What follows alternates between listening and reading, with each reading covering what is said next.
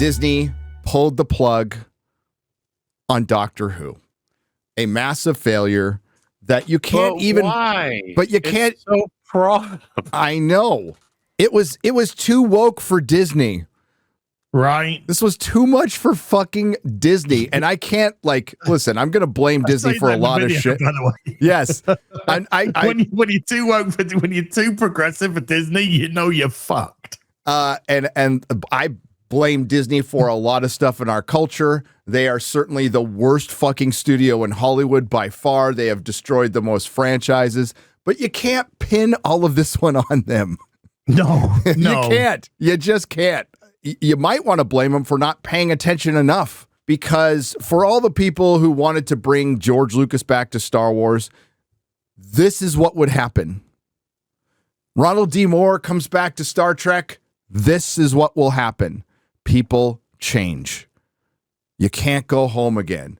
And RTD specifically said, I'm going to take that Disney money and I am going to make a couple of seasons that are me very slowly lifting a middle finger, or this in the UK, to the fans for what he perceives is ruining his legacy, when in truth, he ruined his own legacy by being a bitter old gay man. And instead of making a Doctor Who for everybody, which this show used to be, this British institution, he decided to make it a platform to change ideas and create conversations, which is the same shit we heard with Jodie. And that's why the show is dead. BBC does not have the fucking money for this show. They didn't have the money for the show when they had money. They don't have money now. Disney Plus officially exiting Doctor Who partnership with BBC after 2 seasons. It was supposed to be 3. And it was meant to be 2. No, it was meant to be 2 and the special. It was originally commissioned, and they fully thought they were gonna forge ahead. Yeah. It was assumed that this was going to be the start of a beautiful relationship. It was assumed all the way up to the end of the filming of season 2, as when Ncuti Gatwa said, "I'm coming back," and then they had to pull that from the Graham Norton show and cut it out. It's been rumored for months, and now it has become reality. D Plus will be exiting the TARDIS and retardis, and will no longer be involved with Doctor Who after partnering on 2 seasons with the BBC Plus spin-off of The War Between Land and Sea. So the BBC just confirmed that the show will continue and will return with a Christmas special in 2026. Penned by showrunner Russell T Davies. We understand details of future seasons will be announced in due course, along with an animation for preschool children. So they have no season 3.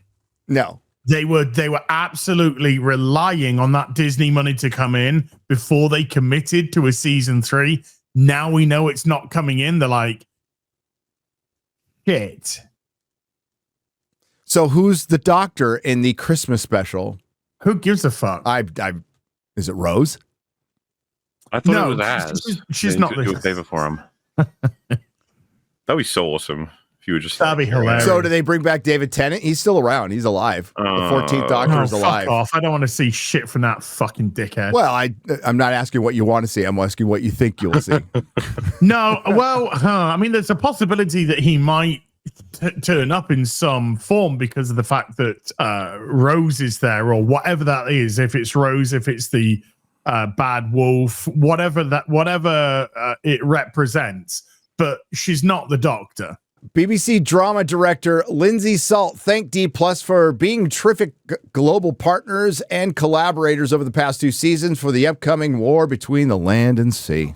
So no Doctor. They're going to do a Christmas special next year.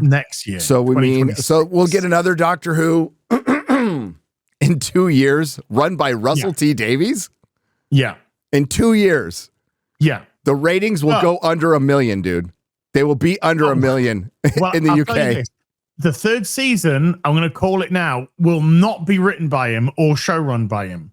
I think this is a knee-jerk reaction from the BBC to try and show that Doctor Who's not dead by announcing a 2-year gap and 2-year gap with 1 special and a cartoon aimed at children. Okay, well, I mean, oh boy, look, let's start investing in fucking wood chippers right now.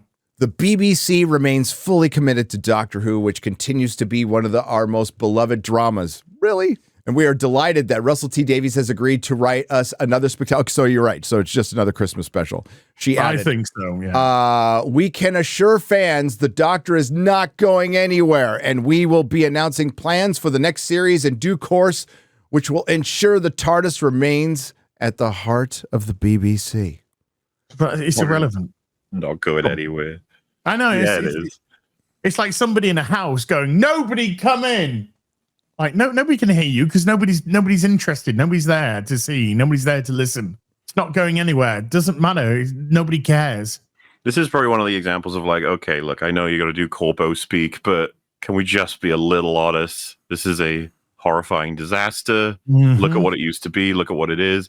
You don't need to do the, oh, it's still in a wonderful. It's just like, nah, just be honest. Be like, man, this is pretty bad. Like we're in a pretty bad place, guys. It's not looking good. Worse than ever, in fact. I mean, who are you going to get to be a showrunner? There was a time where even after the first female Doctor, played by Jodie Whittaker, I mean, you got back Russell T Davies, and that sucked.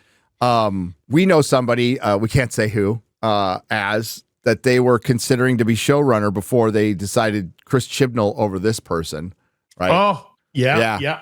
And they had a better Doctor lined up, and the show would be in much better shape if they had gone this direction. Mike Flanagan suggested he was interested in doing something to do with Doctor Who at some point. Yeah, so did Straczynski. Yeah, So this did, is that's just Bowie's easy son. talent to use for the show, and this reminds me of the whole like David Finch want to do a Star Wars movie. It's just like, just do it, you idiots! Like you're just wasting a potential like boost to the whole franchise. Flanagan wants to come in, but if they want to do a traditional Doctor, if they want to like, we're going to roll out a woman again, you're fucking done. But if Flanagan or Straczynski, not British though, I prefer British to be honest with you. Well, that's why Duncan Jones said he got turned down. Yeah, he got turned down because he's not. I mean, he's half British because he's David Bowie's son. Yeah, I think, dude, being David Bowie's half. son counts as full British. Okay. It just does. So I think either of those picks would be good, and you get yourself a traditional male English white Doctor. And we hadn't had a male in Doctor Who. That's straight, or I mean, like that's straight asexual, which he's supposed to be. He's like not really going to be into girl. Like, fuck, just do a traditional show. Don't even hearken to anything in the past. It would be asking a lot for the BBC to erase the last 2 seasons, which they need to do. They need to get rid of it. They need to undo the Timeless Children. And even if they do that, say they go super traditional, get a really talented writer, get a great Doctor that everybody loves, it's still not going to bring everybody back. No, they might get it to and 3.5, 4 mil. We are so past them doing anything close to trying to fix any of this. And the idea, if you said to them, it's like, you're going to fix it, and they'd be like, fix, what do you Fix like? what? Fix what? Yeah, like it's not. Do you make it gayer? Is that what you mean? There's nothing to fix. It's how we want it to be. We didn't go gay enough, guys. That was it. Yeah. Oh my goodness. Oh, the next Doctor I will be mentioned gay trans. a lot in the video. The next Doctor will be trans. It will. Calling it right now. But if they were smart, for this special, well, I wouldn't have Russell T Davies write it, but I'm guessing it will have David Tennant's 14th Doctor, who retired, is still alive and out there, and Rose, putting those two together because those two haven't been together since the old days. So not even in the 50th, they weren't together in the 50th. I mean, there is still potential with gay. Have they made a gay Dalek yet? No. Garlic? So, think about that. A Gaelic. Gaelic. Gaelic. Instead of a stalk, it's just got a big floppy tongue. Penetrate. Exterminate. What are you doing Saturday night? Season 2, right? That pitted the Cybermen against the Daleks. We could have the Cyber Gays, or the I guess it doesn't really. If you replace cyber with gays, it'd just be gay men, which doesn't. Cybertrans versus the Gaelics. Yeah. I think there's potential. It would be I know, I the wouldn't be cyber they watching. them, the cyber they them versus the Gaelics. The cyber them. The cyber them. There you go. And the chat was like exfoliate. So so the Daleks the Daleks do skin treatment and hair in a hair salon. Exfoliate. Oh my Exfoliate. I'm down for that. got comedy tits on the front, you know. Dude, I love. It's like reminding me of season 2 because I remember the Daleks just don't take the Cybermen seriously at all. They're like, "You fucking what the hell is this?" Like, fuck off, get out of the way, dude. That exchange between them is so fucking good. It is. Yeah, I remember loving it. God damn. We don't care. Yeah.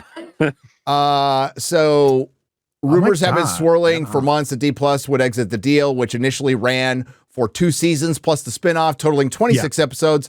Once the war between the land and sea airs next year, Davies' regenerated Doctor Who has returned with a bang over the past couple of years. But it's Let's read that again, shall we? It's more like a suicide bomber, to be honest with you, than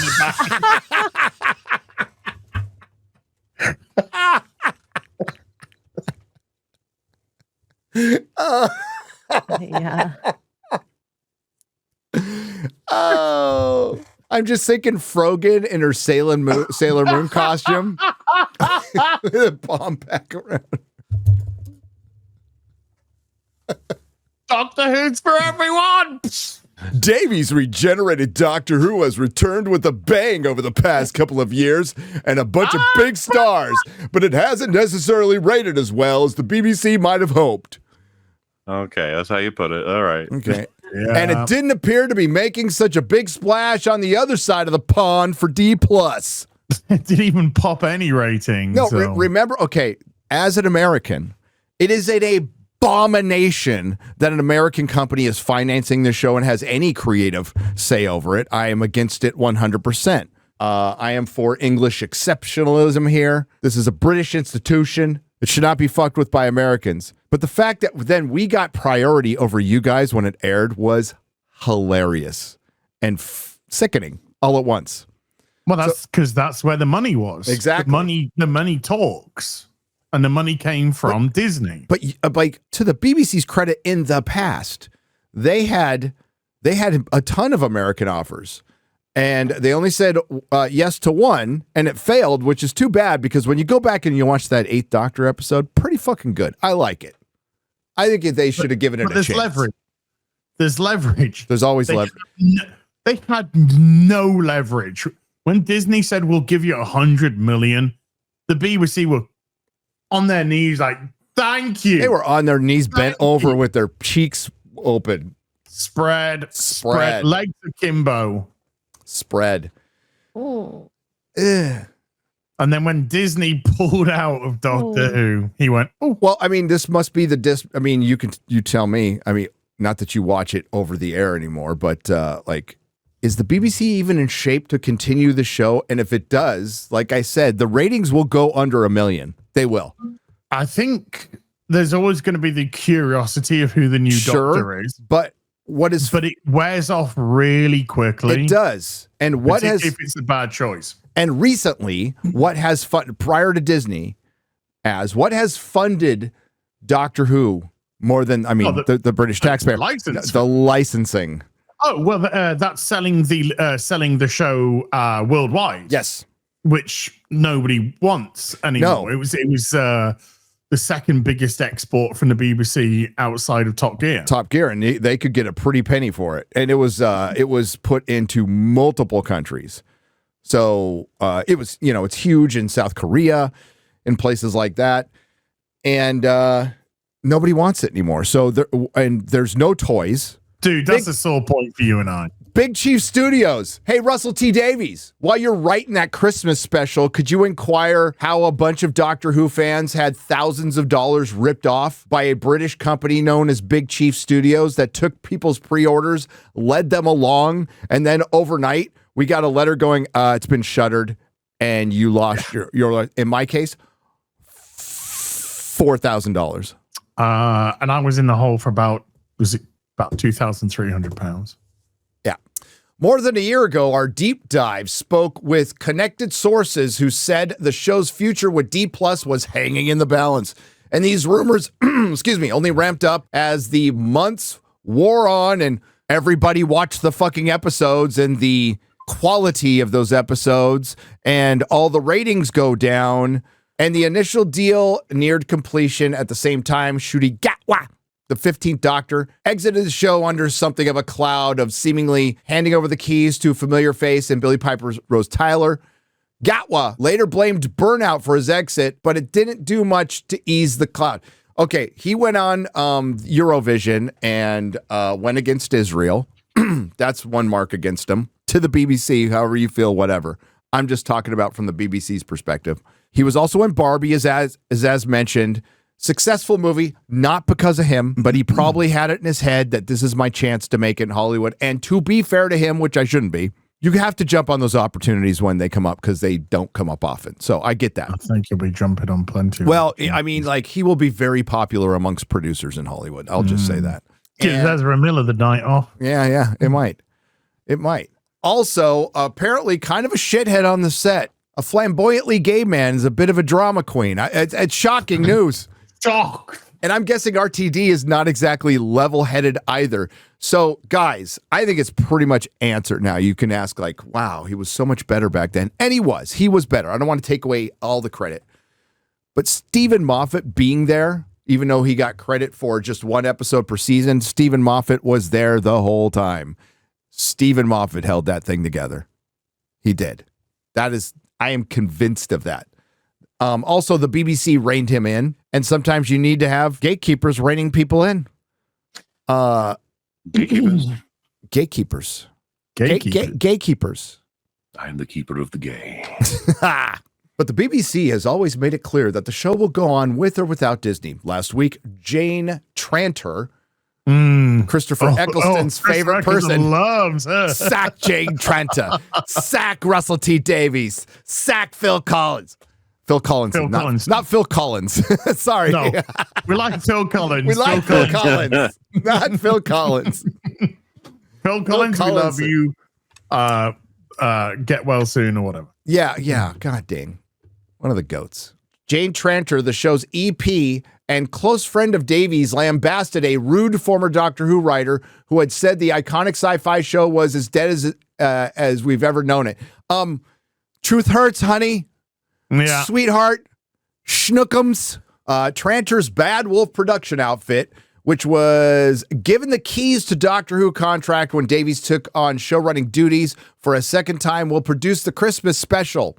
BBC Studios continues to sell the series around the world. So they're trying to sell the series to get somebody else to buy it. To make it sellable, they need to still have something going. So they come up with the Christmas special. Russell T. Davies will come write it. It all saves everybody's face. It's no skin off his back. He can make another fucking episode telling the fans to fuck off for Christmas.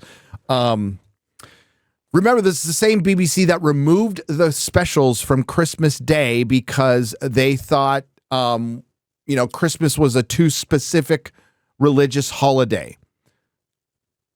So they moved it to New Year's Eve, which failed miserably. Then they had to move it back to Christmas Day. Oh, it's so frustrating. This show shouldn't be dead. The show shouldn't be dead. This show could go for fucking ever. It's the one that has proven you can change your protagonist every 3 or 4 years, and it works. It's totally acceptable. It's part of the enigma of the show. Ryan and Beardo were wondering why it was called Doctor Who, because Beardo called Doctor Who, which a lot of people do, to be fair. He's retarded.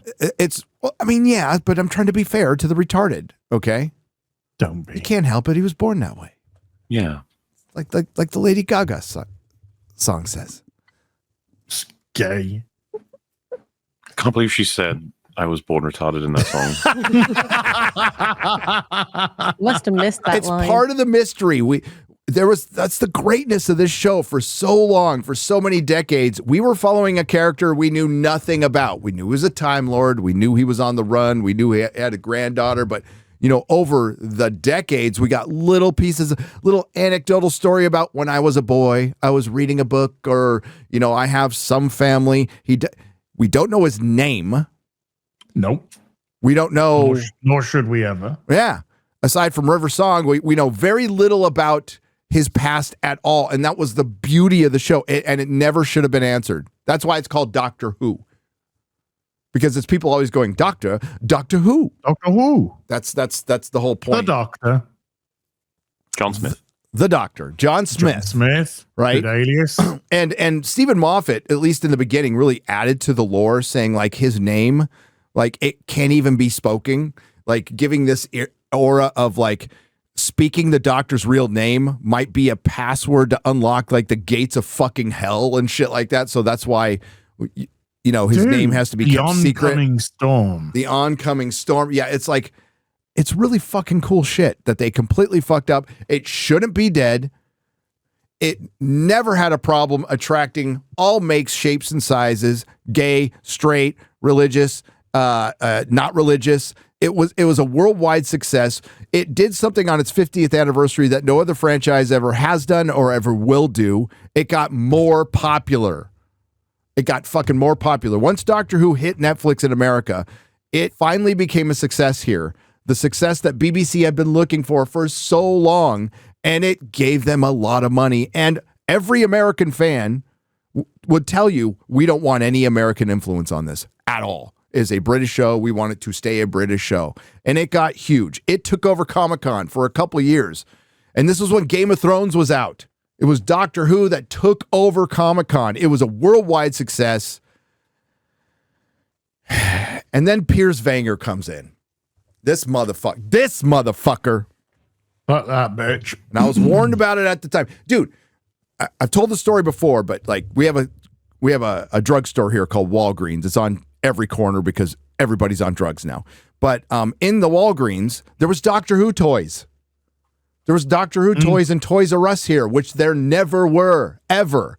They were everywhere. Barnes & Noble had a giant Doctor Who section of the videos and merch, and they fucked it up so fast because they thought it was time. For one, they misunderstood Capaldi's era completely, and Az did a great video back in the day showing that his episodes were watched just as much as Matt Smith's. It just took a little more time. Because it was changing because streaming was just coming on. They panicked and they decided to do the gimmick of it's time to do a woman. And it was the last high-rated show it ever had. And it fell off a cliff after that because it was, and we knew this was going to happen. It wasn't just bringing in a woman. The Doctor is not a woman. The Doctor is an established male character. You could have made a completely separate show about a time lady that all the Doctor Who fans would have watched. The Sarah Jane Adventures was watched by all the Doctor Who fans. It's a little kid show. Yeah, a great little show. Yeah. Lovely little show. So, but there again, Sarah Jane was a very popular person. It was never not inclusive. It was never not what it was, which is a show that it wasn't political. It was morality tales. Tales of morality. Right and wrong. Nobody's for genocide. Nobody's for racism. Whoa. You speak for yourself, man. Okay. I'll speak for myself. But this show never had a problem attracting everybody. It had a pretty even split between male and female. It was a popular fucking show, and it was getting more popular, and they fucked it up by bringing in a woman and then bringing in a horrible showrunner. And then on top of that, they saddled the first female Doctor, played by Jodie Whittaker, with a bunch of political shit, modern, current day political shit. They made a Trump episode within the first few episodes. Fucking Rosa Parks. They had the white Karen be responsible for the actions of Rosa Parks. Written by a British dude. Didn't in the Trump episode wasn't he the one that suggested shooting to death the spider, and they were like, no, let it slowly asphyxiate. Mm-hmm. It was like, how is that better? That seems worse. It was good stuff. The whole back catalog of like great episodes was always a way to generate a trickle in of new fans, and the new episodes would just keep it topical, and then its reputation, momentum, right? It's just like we're just describing the nature of a ongoing media fandom. It's all dried up. It's all gone. It's all gone. Juiced it. You knew they were not going to be happy with just having a female doctor because they would think, well, people would just skip her era completely.